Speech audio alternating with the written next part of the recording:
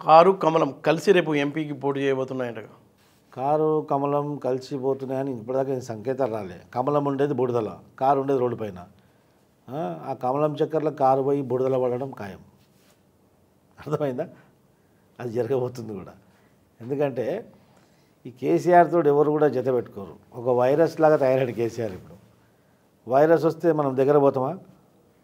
కేసీఆర్ దగ్గరికి ఎవరు వచ్చేటట్లేరు. కేసీఆర్ కూడా పోయి ఎవరు దగ్గరికి పోయి కలిసినట్లేదు. అదొక వైరస్ లాగా మారింది. అది గతంలో ఎంఐఎం నిషేధించారు. దేశానికి జాతికి వ్యతిరేకంగా పనిచేసినందుకు, దోచుకున్నందుకు ఈ యొక్క బీఆర్ఎస్ పార్టీని కూడా నిషేధించే పరిస్థితి కూడా వస్తుంది. రేపు ఆయన చేసినటువంటి స్కాములు, టోపీ పెట్టుకొని మొత్తం రాష్ట్ర ప్రజలందరికీ ఏ విధంగా టోపీ పెట్టిండో ఆ టోపీ కథ బయటికి రాగానే బీఆర్ఎస్ పార్టీని కూడా ఇక పొలిటికల్ సిస్టమ్ నుంచి నిషేధింపజేస్తారు ఖచ్చితంగా. అంటే బురదలో కూరుకుపోతుంది అన్నారు, అంటే ఊబిలోకి వెళ్తుంది అనుకోవచ్చా కమలం? నేను ఊబిలోకి అనలేదు. బురద ఊబికి కమలాన్ని కైవసం చేసుకోవడానికి బురదలో పడతా అని చెప్పిన.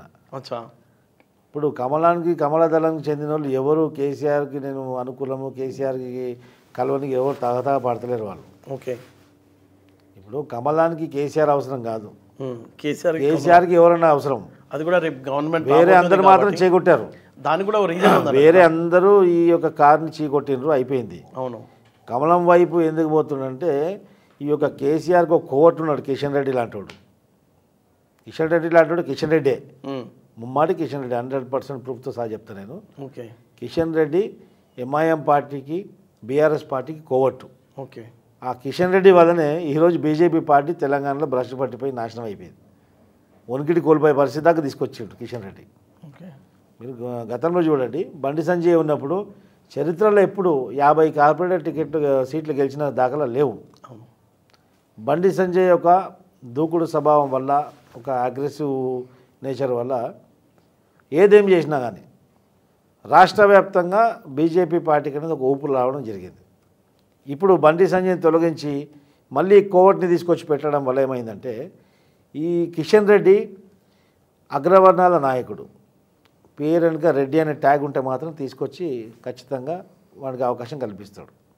ఈరోజు చూడండి, కిషన్ రెడ్డికి క్లియర్గా చెప్తున్నా, ఒక అసెంబ్లీలో 8 మంది ఎమ్మెల్యేలు ఉన్నారు. 8 మంది ఎమ్మెల్యేలు ఉంటే ఫ్లోర్ లీడర్ ఎవడు కావాలా? ఎవడు 2 సార్లు 3 సార్లు గెలిచిన ఫ్లోర్ లీడర్ కావాలి కదా. అవును. ఒక్కడన్నా 2 సార్లు గెలిచిన ఉన్నా? ఇప్పుడున్న 8 మందిలో ఒకటే కదా 3వసారి గెలిచింది. అవును, రాజాసింగ్ ఉన్నాడు. రాజాసింగ్ 3 సార్లు ఎమ్మెల్యే గెలిచాడు. అవును. లెక్క ప్రకారంగా రాజాసింగ్ ఫ్లోర్ లీడర్ కావాలా కావద్దా? అవును. మరి ఎవరిని చేశాడు? ఒక రెడ్డి ట్యాగ్ ఉంది కాబట్టి రెడ్డిని చేశాడు. అంటే మీరు ఏం చెప్తున్నారంటే బీజేపీ కాదు, కిషన్ రెడ్డి ఈ రెడ్డి సామాజిక వర్గం పక్షపాతి. మిగతా సామాజిక వర్గాలని, అట్టడుగు వర్గాలని, అణగారిన కులాలని వ్యతిరేకించి ఒత్తేయడంలో, అదంపాతానికి తొక్కేయడంలో నిష్ణాతుడు కిషన్ రెడ్డి. అంటే వ్యక్తికి పవర్ ఉండదు కదా సార్ బీజేపీలో. ఏమని? బీజేపీ పాలసీనే అది ఉందా? బీజేపీ పాలసీ అంటే ఇక్కడ తెలంగాణకు సంబంధించినటువంటి విషయము, తెలంగాణ ఏమంటారు రాష్ట్ర నాయకత్వం సంబంధించిన విషయం మాత్రం కిషన్ రెడ్డిది అప్పర్ హ్యాండ్ ఉంటుంది. ఎందుకంటే ఒకప్పుడు కిషన్ రెడ్డి జాతీయ యువమోర్చా ప్రెసిడెంట్గా ఉన్నప్పుడు అమిత్ షా జనరల్ సెక్రటరీ దానికి.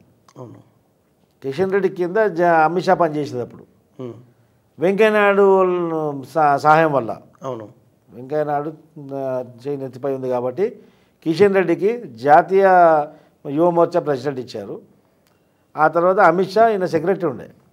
సో ఆ కారణంగా ఈయనకు ఉన్నటువంటి సంబంధాలు, అక్కడ ఉన్నటువంటి లాబింగ్ ఈయనకు బాగా వస్తుంది కాబట్టి ఈజీగా ఇక్కడ మార్చడం జరిగింది. ఇక్కడ ఎవరికి లాబింగ్ చేయాలన్నా, ఎవరికి అప్లిఫ్ట్ చేయాలన్నా కేవలం మీరు కిషన్ రెడ్డినే ఎందుకు అంటున్నారు? బీజేపీ పాలసీ చూస్తున్నా మనం. పాలసీ కాదు, ఇక్కడ బీజేపీ పాలసీ దేశవ్యాప్తంగా ఎగ్జాక్ట్లీ బాగా పనిచేస్తుంది. ఇక్కడ తెలంగాణకు వచ్చేసరికి నాశనం అయిపోతుంది. తెలంగాణలో గత 20 సంవత్సరాలు 25 సంవత్సరాల నుంచి నాశనం పట్టించింది ఈ ఇద్దరు ముగ్గురే, దత్తాత్రేయ, లక్ష్మణ్, కిషన్ రెడ్డి. వెంకయ్యనాయుడు పాత్ర ఏం లేదా? వెంకయ్యనాయుడు హస్తం ఎన్నుకుంటుంది కదా, వాళ్ళ గాడ్ ఫాదర్ వెంకయ్యనాయుడు కదా. బద్దం బాలరెడ్డి 3 సార్లు ఎమ్మెల్యే గెలిచాడు. ఆయన ఒక్కొక్కసారి నా పార్టీ ప్రెసిడెంట్ ఇచ్చారా? ఆయన వెంకయ్యనాయుడు గ్రూప్ కాదు కాబట్టి.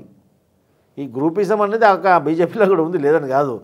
సో వీళ్ళందరూ వెంకయ్యనాయుడు శిష్యులు, వెంకయ్యనాయుడు గ్రూప్ మనుషులు కాబట్టి కిషన్ రెడ్డికి దత్తాత్రేయకి వీళ్ళకి అవకాశం కలిగింది.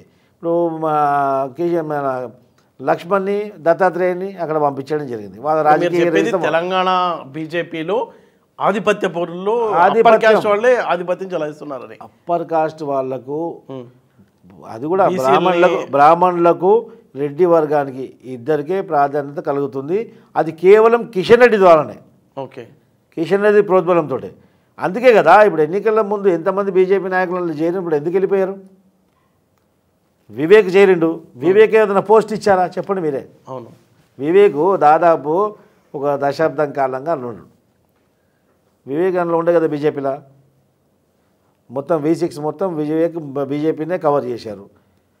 ఎందుకు ఆయనకు ఒక్క పదవి ఇవ్వలేదు? దళితుడని. మరి వివేక్ ఏ పదవి జాతీయ కార్యవర్గ సభ్యులు అంతే, ఓన్లీ కార్యవర్గ సభ్యులు ఇచ్చారు. కానీ వివేక్ ఒక జనరల్ సెక్రటరీ పోస్టుకో ఒక అధికార ప్రతినిధిగా వివేక్ పనికిరాడా? ఎందుకు ఇవ్వలేదు? ఈటల పరిస్థితి అంతే. ఈటల ఇప్పుడు ఉంటాడా?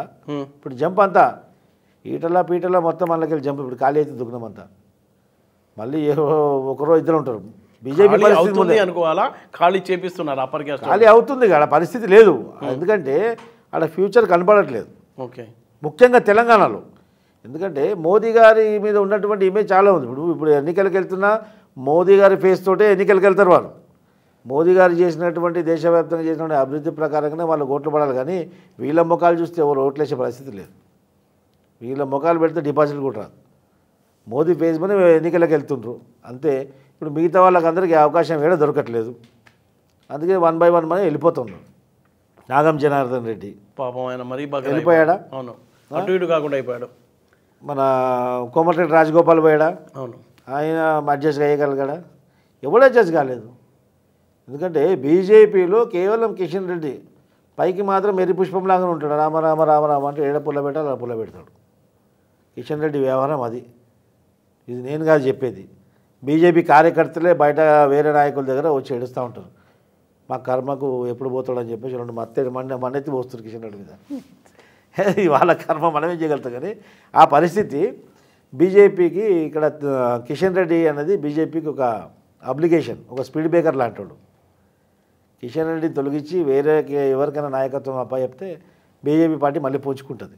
ఒకవేళ బండి సంజయ్ ఈ యొక్క తెలంగాణకు అధ్యక్షుడిగా ఉంటే ఖచ్చితంగా 20 సీట్లు వచ్చేది బీజేపీకి. ఖచ్చితంగా ఏదో విధంగా ప్రభుత్వం ఏర్పాటు చేసేది. ఇక్కడ ఇది ప్రభుత్వం కోల్పోవడం కాకుండా బీజేపీ ప్రతిష్టని దిగజార్చింది కిషన్ రెడ్డి ఇక్కడ తెలంగాణలో.